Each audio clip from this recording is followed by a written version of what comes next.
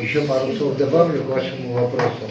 Просто вот вы говорили, знаете, как кто-то сказал из великих там, или умных, мое дело сказать правду, а не заставлять вас верить в нее. То есть, что я этим хочу сказать, немножко перефразировать.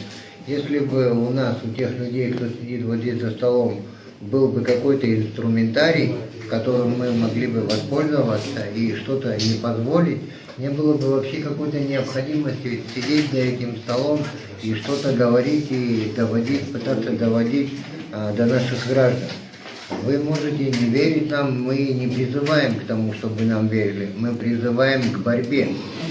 Мы к тому, что мы проиграли, правильно сказал Ливан, мы проиграли какое-то сражение, но мы призываем не складывать руки, продолжать свою борьбу. И правильно сказала Натали, мы не можем, с нами должны разделить эту меру ответственности именно наши граждане, наш народ. То есть здесь стоят всего лишь те, которые в авангарде этой борьбы, те, которые взвалили на себя эту ношу. Если грубо так выразиться, никому за это пряники не раздают и зарплату не платят. То есть это люди сами в меру своей ответственности, в меру своего понимания, они дают оценку происходящим событиям, доводят до собственных граждан, до нашей страны. Мы обращались и обращаемся ко всем нашим людям, ко всем нашим гражданам.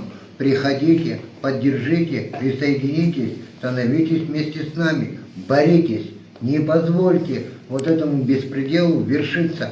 А верить нам не надо. Не надо верить никому.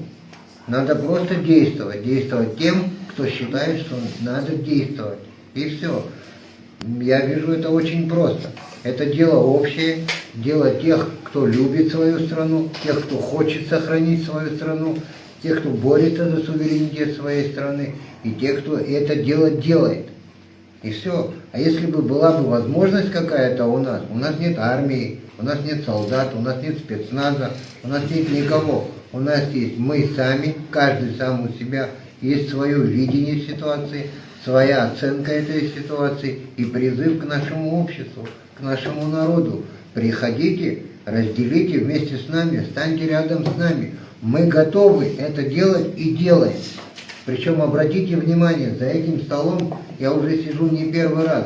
С того момента, как стали появляться эти вопросы, я здесь вижу одних и тех же людей. Здесь зачастую эти люди не представляют даже какие-то партии или организации, так как оппозиция давно уже дискредитировала себя еще много лет назад.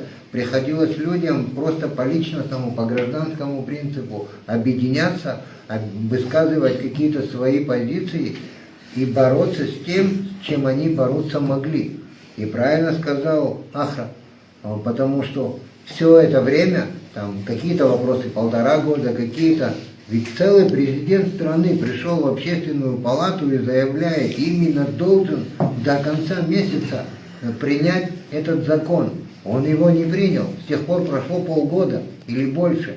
Благодаря кому? А верить нам не надо.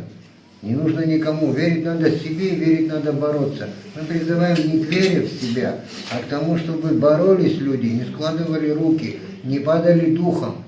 Может быть, возможно, кто-то в глубине внутри себя сам давным-давно готов упасть духом, но при этом пытаются люди не упасть духом, не показать, что упал духом, продолжить борьбу и не дать возможность вершиться тому злу, которое происходит. Пришло время спасать Родину.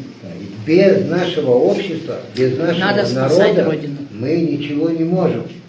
Никто ничего не может. Это дело общее всех наших граждан, всех тех, кто хочет сохранить свою страну суверенным, независимым государством, сделать его процветающей страной, демократической страной. Вот и все. Вера здесь, я не знаю, наверное, она не особо нужна. Не нужно мне верить.